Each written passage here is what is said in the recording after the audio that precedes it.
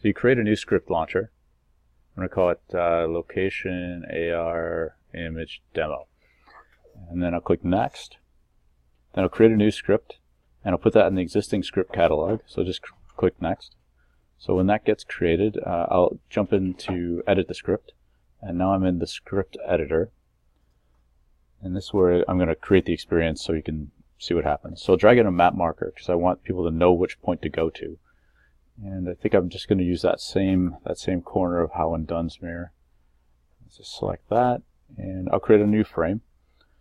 And I'll drag over a location AR image. There it is.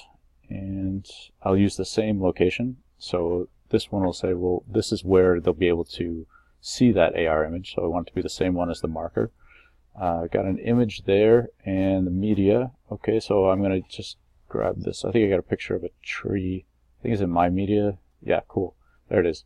I'm going to have it always face the viewer. You don't have to do that, but for this demo, I think it's easier. I'm going to say you got to be within 20 meters to see it. And I'll hit save.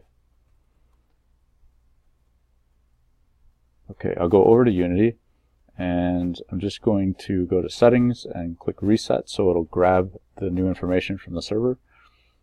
And once it's done that, then I'll go to Tours, and I'll click on the demo.